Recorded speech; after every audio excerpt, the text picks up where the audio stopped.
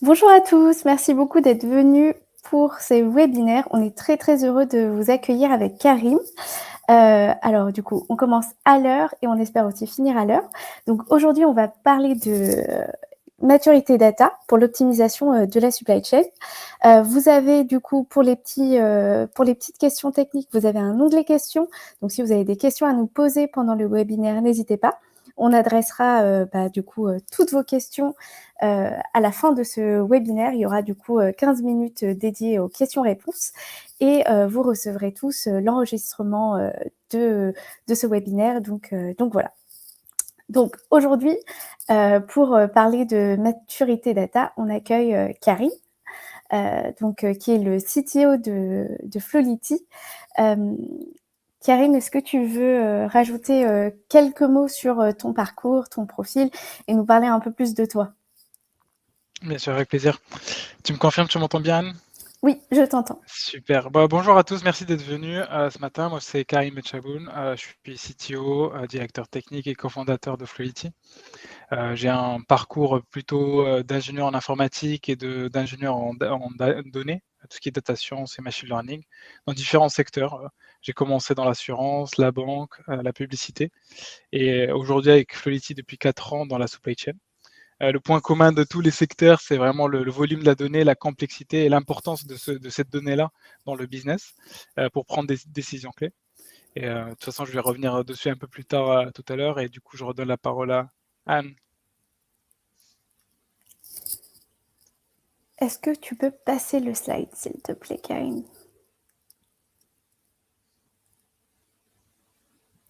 Du coup, aujourd'hui, donc pour vous parler un peu de maturité numérique, pour vous donner un peu un ordre d'idée de ce que ça peut représenter pour les entreprises, selon le MIT et Capgemini, les entreprises ayant atteint leur maturité numérique sont 26% plus rentables que leurs concurrents. Donc c'est vraiment un quart de plus et c'est pas quelque chose qui est à la marge ou qui est négligeable. Et pourtant, si on passe à la slide suivante, ce qu'on remarque, c'est que c'est très dur de pouvoir exploiter sa donnée. Selon une étude Talent qui ont interrogé des milliers d'entreprises, 78% des dirigeants rencontrent des difficultés pour utiliser efficacement les données de leur entreprise parce qu'elle est soit très éparse, soit fausse, et aussi parce que les différentes couches techniques n'ont pas forcément été intégrées, etc., de façon, on va dire, facile dès le départ. Et si on regarde par exemple le cas d'usage Target sur la slide suivante, on se rend compte que la donnée, c'est vraiment un enjeu clé parce que si on regarde Target en 2013, qui du coup a commencé son expansion au Canada dans un contexte très favorable, ils avaient de la très mauvaise donnée. Ce qui a fait que en fait, ils avaient du coup des informations inexactes sur les stocks et ça a eu un énorme impact sur les réapprovisionnements et du coup une expérience d'achat désastreuse pour le consommateur avec du coup des allées parfois vides ou alors des ruptures de stock sur énormément de produits. Les magasins ont dû fermer pendant une semaine pour que les données aient pu être revues de façon manuelle par les équipes merchandising. Et ce qu'on a constaté, c'est que 2 ans plus tard, suite à cette expérience vraiment négative pour le consommateur, Target a fermé tous ses magasins pratiquement au Canada et ça représente une perte de 2,5 milliards de dollars pour l'entreprise. Donc la donnée, ça du coup permet de prendre des bonnes décisions quand elle est qualitative, mais ça a aussi un impact très négatif sur l'entreprise quand du coup elle n'est pas au rendez-vous.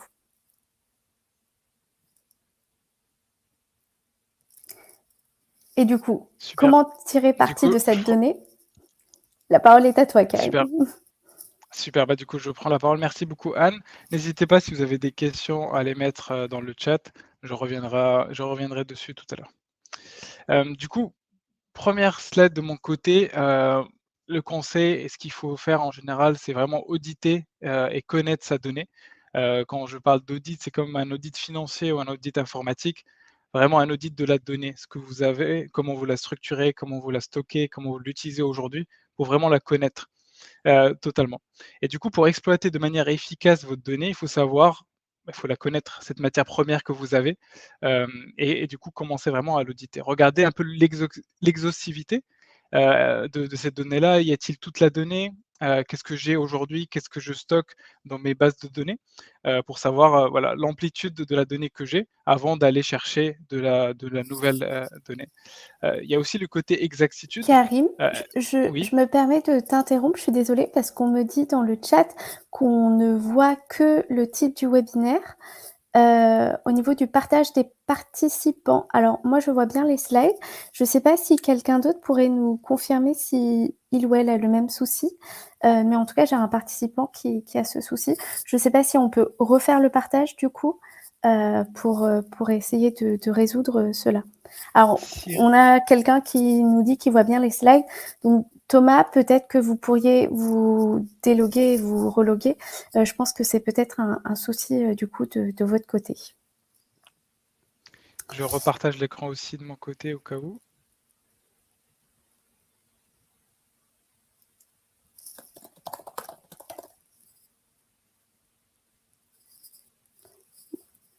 OK, Désolée super. pour cette, interruption, je te laisse reprendre. Il y a pas de souci. N'hésitez pas, j'espère que là vous voyez bien le l'écran. Du coup, je parlais d'exhaustivité de la donnée pour savoir, voilà, tout ce que vous avez, comme données. Ensuite, il y a l'exactitude. Est-ce que c'est de la bonne donnée? Est-ce que ce que je suis en train de stocker est exploitable? Est-ce que c'est correct? Est-ce qu'il y a des erreurs? Donc vraiment comprendre, ce qu'il y a dedans, avant d'aller corriger ou améliorer. La fraîcheur de la donnée est importante aussi. À quelle fréquence, on la met à jour? Est-ce que c'est une fréquence journalière, une fois par an, une fois tous les 6 mois? Qui s'en occupe aussi? Hem, Est-ce que la donnée elle est récente ou est-ce que c'est, voilà, ça a été mis à jour il y a plus, de plusieurs mois ou autre chose? La cohérence aussi, est-ce que c'est une donnée standard? Est-ce que c'est facile d'avoir un lien entre les différentes données, entre une table et une autre table? Est-ce qu'il y a une cohérence finalement dans ces jeux de données, que vous avez? Et finalement le dernier axe, c'est l'accessibilité. Est-ce que j'ai accès dessus? Qui a accès à ces données-là? Est-ce que j'ai des API? Est-ce que j'ai des outils pour accéder à ces données, à exporter, à utiliser ou à visualiser? Donc essayez de garder ces informations, en tête parce que c'est, avant de commencer tout projet informatique ou tout projet autour de la donnée, essayez de comprendre, l'état de la donnée, auditer aujourd'hui où est-ce que ça en est parce que ça peut vous permettre, de commencer à avoir, commencer le projet, de la meilleure façon. Encore une fois, un exemple de Gartner qui explique que la mauvaise qualité de la donnée, peut coûter à une entreprise en moyenne 12 millions de dollars, chaque année. Ce qui est énorme parce que ce chiffre en plus, ne fait qu'augmenter au fur et à mesure, des années. Alors la question c'est comment on peut améliorer cette donnée-là? Comment on peut améliorer? Maintenant que l'on connaît la donnée, on connaît l'état du stockage, du rafraîchissement, de l'exhaustivité, de l'exactitude, qu'est-ce que je peux faire? Ce qu'on conseille, en tout cas chez nous à Fluidity, c'est 5 étapes. Commencer par le côté profilage. La première étape consiste du coup à bien comprendre à quoi ressemblent vos données, donc c'est ce qu'on disait tout à l'heure. Procéder au profilage de vos données vous aidera à mettre, les problèmes de qualité, les risques et les tendances générales. Avec cette analyse et ce reporting, vous saurez où mettre l'accent pour améliorer la qualité de vos données. Et avec le temps, un profilage continu peut fournir voilà, des insights, des KPI précieux, pour comprendre comment et à quelle étape du parcours la qualité des données s'améliore. Donc vraiment comprendre, mettre en place des KPI, des insights, des dashboarding pour comprendre comment, ces données-là, s'améliorent ou elle est en train de s'améliorer. 2e étape, c'est normaliser, et les rapprocher un peu ces données-là. Parce qu'en général, ce qu'on rencontre, on a tous, beaucoup de systèmes IT différents, des ERP différents, et qui dit ERP ou base de données différentes, parfois même dans une même base de données, on peut se retrouver avec des formats, qui sont pas normalisés, des dates avec, time zone, des dates sans time zone, des quantités en kilogrammes, des quantités en volume et ou parfois même juste les noms des produits, peuvent être, différents. Parfois c'est en majuscule, parfois c'est en minuscule ou autre chose. Et du coup, en fait, un des voilà, des efforts qu'il faudrait fournir, c'est de normaliser, ces données-là pour que le nom du produit dans cette table A ou dans cette table B, soit pareil, pour éviter tout ce qui est erreur, et aller à l'étape 3 qui est, étape, d'enrichissement. Donc à ce stade, en fait, l'idée, c'est quand on a une donnée qui est normalisée, on peut commencer à l'améliorer, à travailler dessus. Donc, essayer d'enrichir la donnée avec des informations, heu, qui apportent de la valeur. Donc enrichir avec via des API, par exemple, via des API extérieures. Par exemple, si vous avez la localisation, vous avez la date, c'est facile aujourd'hui d'aller récupérer avec des API de météo, par exemple, se connaître, par rapport à une date donnée, une localisation, la météo, de l'endroit. Il y a beaucoup d'API publiques, dans ce sens-là. Vous pouvez aussi regrouper, normaliser les données entre elles et du coup, l'enrichir avec de nouvelles informations avec des logiques simples, ça peut être des sommes, voilà, des valeurs, des formules mathématiques assez simples, mais ça peut être aussi des données extérieures, du coup, qui peut vous permettre d'enrichir ces données-là, pour différents use cases, différents cas d'usage suivant le besoin métier, que vous avez. Une fois enrichi, bah, en fait, encore une fois, il y a toujours la partie, bah, il faut suivre, il faut mettre des KPI sur cette donnée-là, voir, encore une fois, si la donnée est mise à jour tous les jours. Est-ce qu'elle est suivie? Est-ce qu'elle est utilisée par qui? Donc vraiment essayer de mettre des des, hem, des indicateurs, voilà, de performance, de data intégration, de qualité de données pour savoir que si toutes les étapes d'avant, fonctionne correctement. Des outils assez simples, ça peut être, par exemple Power BI, avoir des dashboards, pour voir le nombre de lignes, bien remplies, le nombre de voilà, la dernière mise à jour de la donnée, la quantité de la donnée, parfois juste le volume de la donnée traitée tous les jours peut donner hem, une énorme valeur ajoutée et peut éviter beaucoup d'erreurs ou, de problèmes de qualité. Et dernière étape, c'est la partie, mise en production. Donc l'état final vraiment, c'est une fois travaillé dessus avec vos équipes data, vos équipes supply chain ou en interne, mettre tout ça en production, s'assurer que, c'est pas un travail en one shot, c'est pas un travail en une fois, mais c'est un travail qui est en continu. Donc ces 5 étapes, c'est à faire une 1re fois, mais après c'est une amélioration continue à mettre en production, pour s'assurer que la donnée utilisée, reçue et traitée tous les jours, est correcte, afin d'avoir le maximum d'impact et le maximum de conséquences de votre côté. Il y a quelques bonnes pratiques aussi, je donnerai aussi quelques exemples, tout à l'heure sur des clients à nous.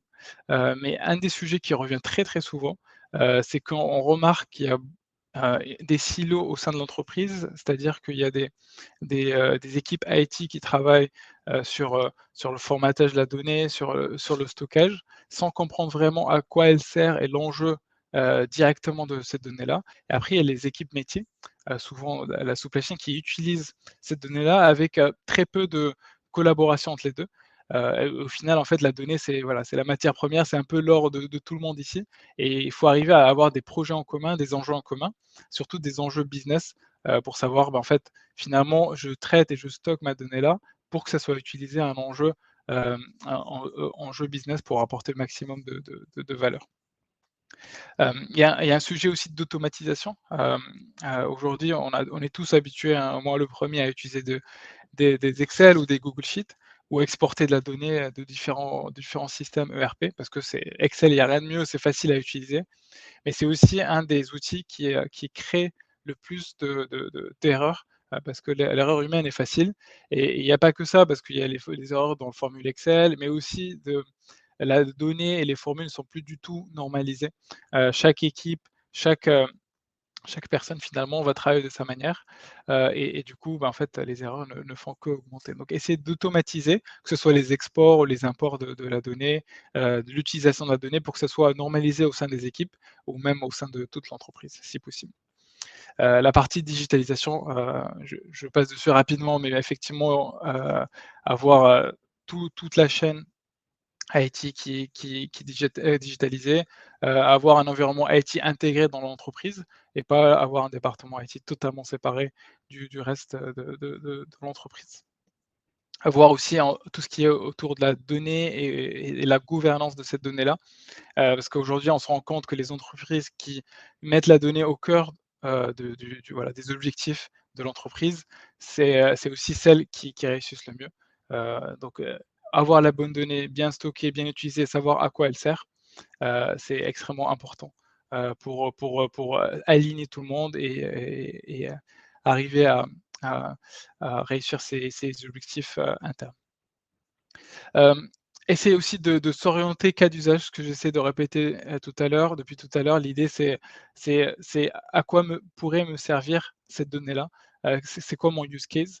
Et du coup, suivant le use case, métier, je peux stocker de différentes manières et je peux travailler avec les différentes équipes, d'une manière différente.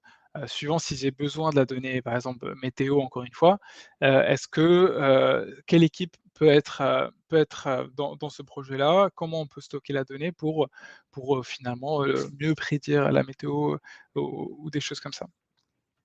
Et finalement, il y a le côté un peu, hem voilà, agile d'une start-up, mais qu'on retrouve de plus en plus dans les boîtes, tech et boîtes, beaucoup plus grosses. Aujourd'hui, il ne faut pas attendre une donnée parfaite pour se lancer. Hem, il faut se lancer, vaut mieux que se lancer avec très peu de données et apprendre avec ses erreurs et aller vite. Donc vaut mieux avoir des itérations rapides, des petites équipes, et aussi de l'apprentissage rapide aussi, plutôt que de lancer des projets qui durent, des années, que ce soit des projets en interne ou même des projets avec des projets externes avec des éditeurs de logiciels ou autres. Essayer de lancer les plus petits projets et apprendre dessus le plus rapidement possible, pour mettre en production aussi le plus rapidement possible. C'est la meilleure manière, et c'est un peu le principe de l'agilité, mettre en prod, apprendre dessus, améliorer et cetera et cetera. Si on lance des projets énormes qui prennent beaucoup de temps, ça risque ça risque finalement de ne pas avoir l'impact que l'on voulait. Alors un cas d'usage que l'on fait souvent avec nos clients aujourd'hui à Flowlity, c'est la prédiction des ventes. Principalement. Donc en gros, ça peut être prédire combien je vais vendre dans les prochaines semaines ou les prochains mois, dans un magasin en particulier. Suivant les clients, suivant les données que l'on a à disposition, on peut utiliser plus ou moins de la donnée. Et là l'idée aujourd'hui, c'est vraiment de se concentrer sur les types de données et le cas d'usage que l'on a. Par exemple ici, pour prédire des ventes, naturellement, j'ai besoin de savoir, d'avoir un historique de vente. Donc, en fait, si le cas d'usage que j'ai et qu'un métier, c'est d'aider les prévisionneurs de prédire la vente, bah, en fait, naturellement, autant que directeur technique, la première aide que je peux aider, c'est de m'assurer qu'on a une table ou une base de données qui a des historiques de vente, par exemple, qui pourraient être utilisés, exploités, pour le cas métier. Bien entendu, il faut que ça soit aussi mis à jour tous les jours, ou toutes les semaines suivant la fréquence de nos prédictions. Mais c'est quelque chose, voilà, si on ne peut pas faire des prédictions si on n'a pas de données. Là, ce qu'on se rend compte, c'est que souvent, en fait, ces données-là, chez nos clients, c'est sur SAP, ou parfois c'est juste des mouvements de stock, donc mouvements de consommation, et cetera. Donc on essaie d'estimer à peu près la vente. Si c'est pas bien stocké, on peut toujours faire de la prédiction, mais plus on investit sur finalement la table finale, et plus les modèles, d'intelligence artificielle feront, de meilleures prédictions. Ça, c'est assez classique. En plus de ça, en fait, si on se rend compte en interne que pour faire de la prédiction, bah, en fait, on peut récupérer d'autres informations. Ça peut être des données totalement externes. Par exemple, tout à l'heure, on parlait de données météo, données économiques ou données de promotion, de fin d'année ou autre chose. Ça peut aussi impacter les prédictions des ventes. Donc pareil, donc en fait, un des sujets, c'est essayer d'aller voir est-ce que nous, on a en interne ces données-là pour les travailler, améliorer, enrichir. Si on les a pas, essayer de voir si on peut les acheter. Aujourd'hui, il y a beaucoup de banques de données aussi qui existent pour, voilà, acheter ces données-là, les tester et les améliorer, dans un modèle de prédiction de vente. On peut aussi voir parfois des données en interne, d'autres tables. On sait que, par exemple, les liens entre les produits ou les articles suivant les business peuvent impacter aussi les prédictions. finalement un t-shirt jaune ou un t-shirt bleu peuvent avoir un peu un historique qui se ressemble, et du coup laisser les modèles d'intelligence artificielle apprendre dessus. Et du coup, mais pour que ça marche, il faut vraiment stocker, à comprendre la donnée qu'on a, et après fournir et lancer le sujet d'intelligence artificielle, de ML, de prédiction ou autre chose. Mais là, aujourd'hui, ce qu'il faut garder en tête, c'est réfléchir au cas d'usage et réfléchir du coup aux données que l'on a, donc auditer la donnée que l'on a et voir si on peut l'enrichir pour que ce soit exploité correctement suivant le cas d'usage. Ici, on parle de prédiction de vente, mais ça peut être vraiment n'importe quoi comme use case de votre côté. Je vois qu'il y a des questions, mais je reviendrai dessus juste après les slides. Euh, Voilà, un petit focus sur nous en interne, l'équipe. Aujourd'hui, on est une start-up, on est une trentaine, dans la boîte. On a une équipe R&D, donc là, ce que je vous montre, c'est vraiment l'équipe, de recherche chez nous, voilà, on a des doctorants en intelligence artificielle, des doctorants aussi en optimisation des stocks. On a de plus en plus de data ingénieurs en data, qui travaillent de gros volumes de données et cetera, et on continue à investir dans cette équipe data et recherche, parce que c'est le cœur de métier. C'est là où on voit, où on apporte le plus de valeur à nos clients, mais aussi à nous-mêmes, parce qu'en fait, il faut être data-driven, il faut avoir des KPI autour de la data, donc structurer la donnée, continuer à la stocker, continuer à la réfléchir pour aller chercher un maximum de valeur en interne et un maximum de valeur aussi, aussi en externe. Hem, je parle, c'est un petit, entre parenthèses, discussion de Flowlity, mais en gros, nous, on travaille avec pas mal de clients, hem, industriels, mais aussi, retail, beaucoup de commerçants, de grande ou petite taille. Les satisfaction client aujourd'hui avec, mesure qui s'appelle CSAT, on est à 4.1 sur 5. En moyenne, dans le secteur de la supply chain, on est plutôt autour de 3, voire 2, quelque chose. Donc nos utilisateurs aiment utiliser l'application et voient, et voilà, sont satisfaits de l'utilisation. Donc ça, c'est vraiment priorité pour nous, Flowlity.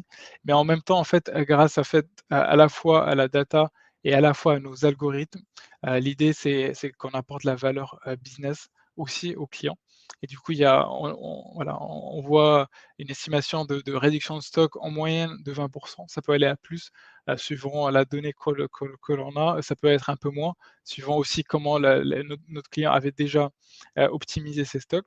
Et un autre focus de ces 2 dernières années avec toutes les crises qu'on a vues, c'est surtout et beaucoup d'impact sur les ruptures aussi. Essayer d'éviter au maximum les ruptures, en essayant de récupérer toute la valeur possible imaginable de la donnée que vous avez. Peut-être je vais passer dessus sur le produit Flowlity, mais en gros, rapidement, ce qu'il faut garder en tête, c'est, voilà, nous, on est un outil de supply chain planning. On fait des, voilà, prédictions de vente, on fait du planning, supply chain planning pour tout ce qui est approvisionnement. On crée des commandes automatiques qui respectent toutes les contraintes, que ce soit des minimums de commandes, des camions pleins, des fréquences de commandes ou autre chose. Et on a un module de réseau. Le but, vu que c'est de la supply chain par définition, vous êtes lié à vos clients et à vos fournisseurs. Et du coup, s'il y a des ruptures, que ce soit côté client, côté fournisseur, vous êtes impacté aussi. Et l'idée, c'est de rendre cette collaboration le plus simple possible. On a créé la boîte il y a 3 ans maintenant. Voilà, on travaille avec des noms français qui sont assez connus, que ce soit dans l'industrie, par exemple comme Saint-Gobain, Bosch ou Airbus, mais aussi pas mal de plus en plus de retailers, par exemple Cartier, Cajoo, Camif ou les comptoirs de la bio. On continue à grandir en France, mais notre focus, c'est aussi Europe de l'Ouest principalement. Donc on essaie de rapporter cet esprit vraiment tech autour de la data et aussi une utilisation de l'application le plus simple possible qui existe aujourd'hui au monde de la supply chain. Donc, on a été, voilà, on travaille avec SAP, on travaille avec Google aussi, McKinsey. On a été nommé voilà, top 50 des startups les plus connues en Europe. Et on continue à investir à la fois dans la partie recherche et à la fois la partie application. Et là, je vous remercie et je vais peut-être laisser la parole à Anne pour les questions-réponses. Oui, Merci beaucoup Karim pour cette présentation. Alors je vais prendre les questions, n'hésitez pas à les écrire là au fur et à mesure. Je vais prendre toutes les questions qui ont été posées déjà dans un premier temps pendant la présentation. Donc la première de Vincent, de quel modèle de prévision parlez-vous? Super.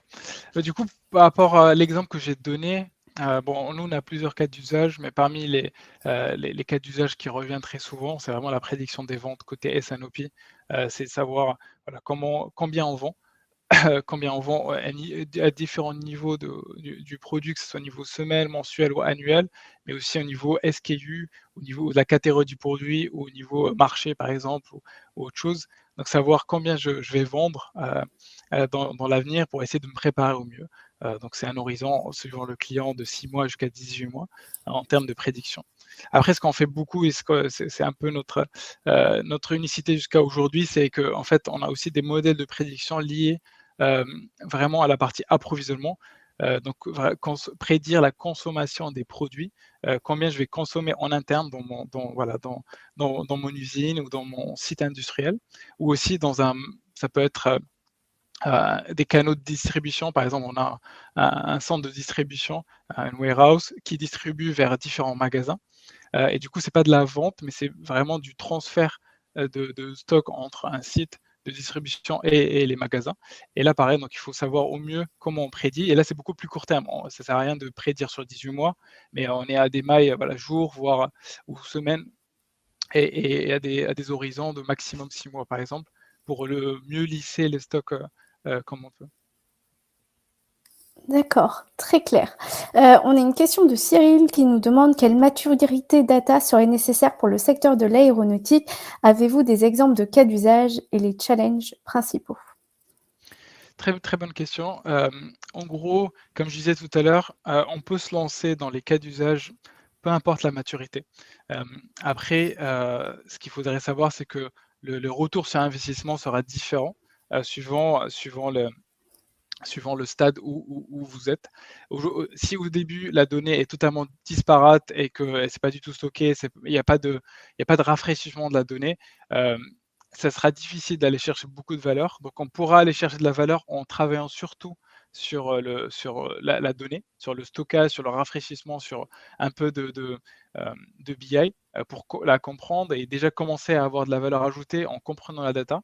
Mais si on veut aller plus loin et aller faire des cas d'usage un peu avec l'intelligence artificielle ou autre chose, il faudrait investir d'abord sur la donnée. Donc, ça peut être avec un éditeur de logiciel ou vous en interne pour voilà, travailler cette donnée-là, avoir le maximum de valeur ajoutée pour savoir qu'est-ce qu'il faut stocker, comment la stocker.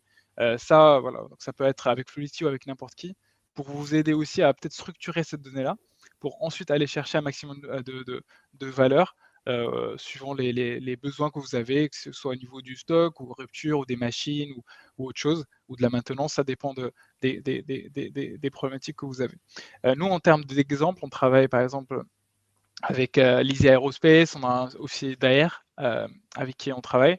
Donc, c'est des cas très différents. L'Easy Aerospace, c'est quelqu'un qui investit beaucoup dans la donnée. Donc, la donnée, elle est beaucoup plus structurée. Ils sont sur SAP, mais il y a beaucoup d'investissements sur euh, différentes startups récemment. Daer aussi, suivant les secteurs, suivant l'usine, ils essaient de travailler beaucoup avec beaucoup de startups. Et il y a déjà un investissement fait sur la donnée. Mais on a des clients qui sont que sur des fichiers Excel. Je ne vais pas les nommer, mais voilà, c'est des fichiers Excel. Donc, le premier travail, et là où on cherche la valeur, c'est vraiment essayer de commencer à mettre à jour la donnée tous les jours, à la stocker de notre côté pour aller voilà, visualiser, la comprendre au mieux possible avant de faire des choses trop compliquées. Parce que finalement, si la donnée n'est pas correcte, finalement, peu importe le modèle utilisé, la valeur ne sera pas monstrueuse. Très clair, merci beaucoup. Alors, question d'Étienne. Vous travaillez avec eux, ce sont des POC où la solution est utilisée massivement par les équipes supply. Je pense qu'on parle des logos et des clients. Très bonne question aussi. Nous, voilà, on est un logiciel SaaS, donc c'est une application utilisée pour le planning. Le but, c'est pas de faire des POC, c'est vraiment mettre en production et être utilisé en prod. Donc on se lance toujours avec des projets d'intégration de la donnée et montrer la valeur. Ça peut durer suivant le client quelques semaines, au maximum 3 mois à 6 mois. euh, pour aller chercher de la valeur si la donnée est très complexe et donc oui, il y a besoin de beaucoup de données.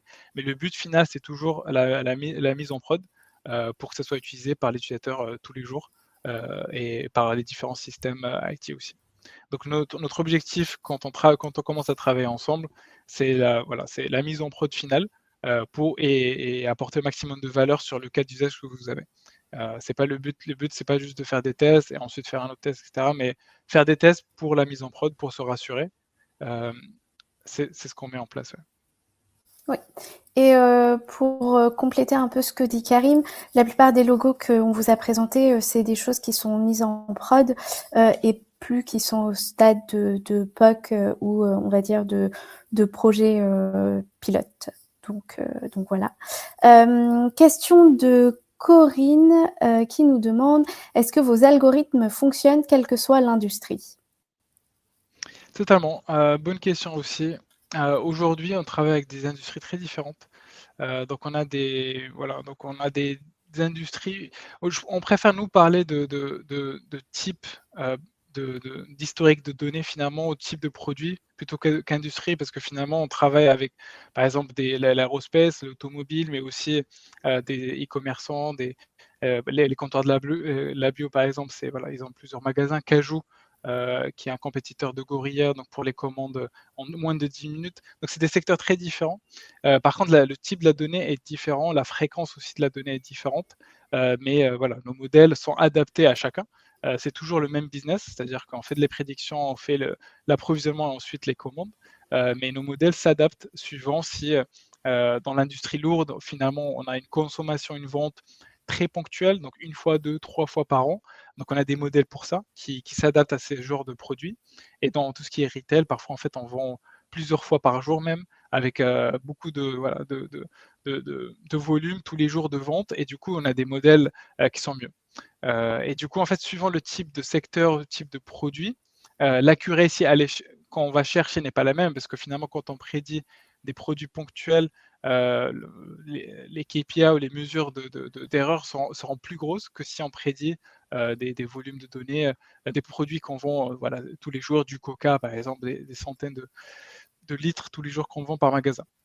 Mais le but final, c'est toujours faire mieux que ce qui existe et d'améliorer le principe. Donc l'idée, c'est qu'au fur et à mesure, on travaille ensemble, la donnée s'améliore, on fait mieux que finalement ce qu'on ferait sur Excel. Et en même temps, en fait, vu qu'on stocke de plus en plus de données, on ne fait que s'améliorer. Et ça c'est une des valeurs ajoutées de travailler avec un logiciel comme le nôtre où on continue à s'améliorer, on continue à investir dans la R&D et l'algo, en fait, plus on stocke de données, plus il s'améliore. Du coup, une autre question de Vincent qui nous demande, mais d'un point de vue algo, qu'est-ce qu'on utilise? Lissage, point d'interrogation. Je ne sais pas si c'est du secret industriel, mais je te pose quand même la question, Karim. Super. Bonne question. Nous, on a des algorithmes vraiment différents suivant le type de produit. Comme je disais, si c'est ponctuel ou autre chose. Et la plupart du temps, c'est ce qu'on appelle des réseaux de neurones aujourd'hui. C'est ce qui marche le mieux pour les séries temporelles. Donc, pour le buzzword dessus, c'est un peu deep learning. Mais en gros, voilà, c'est des réseaux de neurones qui apprennent le mieux ce qui se passe dans l'historique des produits, mais aussi les liens entre les différents produits, les liens entre les différents voilà, sites industriels que vous avez. Ensuite, on peut rajouter facilement, suivant les clients, d'autres informations, que ce soit des promotions ou autre chose, pour mieux prédire, mieux prédire l'avenir, on va dire, avec toujours une probabilité. On fait une approche probabilistique, c'est-à-dire que on ne vous dit pas vous allez vendre 10 kilos la semaine prochaine, parce que ça fait pas sens. C'est plutôt vous avez une probabilité de vente entre 8 et 12 kilos. Et du coup, en fait, c'est quoi mon stock de sécurité qui correspond à cette incertitude. Et du coup, plus la prédiction est précise, moins de stock de sécurité vous avez besoin. Et si voilà, le modèle n'est pas du tout précis, du coup, le stock de sécurité augmente. Mais tout le but ici, c'est d'avoir le bon stock au bon moment.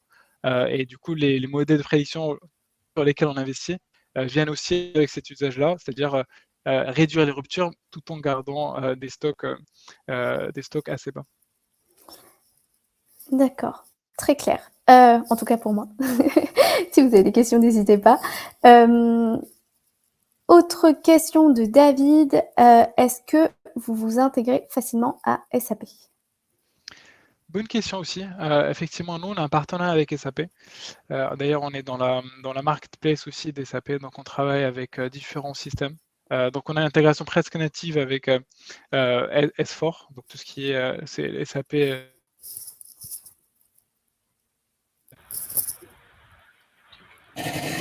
Ça a coupé. Est-ce que tu m'entends, Anne?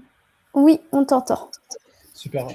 Du coup, je disais, voilà, donc on est dans la marketplace SAP, donc on a une intégration presque native avec les API de SAP. Par contre, pour les versions R3, voilà, la moitié de nos clients aujourd'hui sont sur R3, donc on a une connaissance qu'on a développée, une maturité sur SAP. Donc là, sur 20 clients, à peu près, on a une dizaine qui sont sur SAP R3.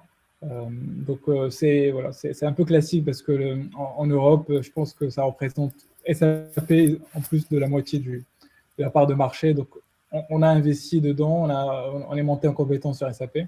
Et du coup, en plus, maintenant, aujourd'hui, on est partenaire avec eux. Donc c'est tant mieux si vous êtes sur SAP.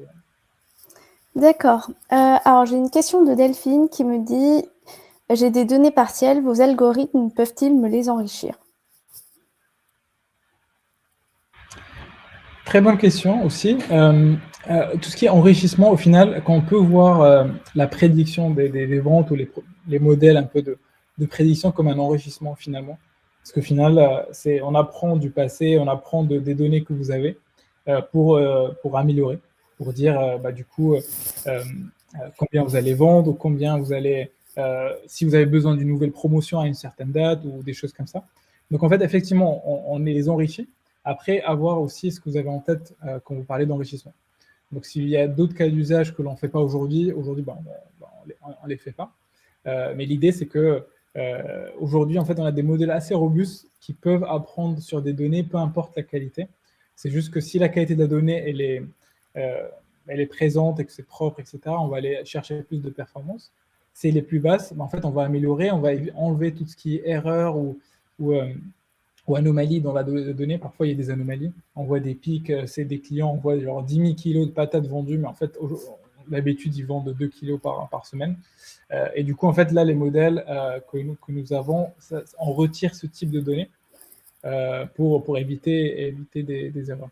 Donc, ça dépend vraiment de l'enrichissement. Il faut voir tout ce qui est ML ou tout ce qui est modèle d'optimisation comme un enrichissement aussi, qui permet voilà, de cleaner un peu la donnée que vous avez, mais en même temps apporter de la valeur en plus pour vos décisions business.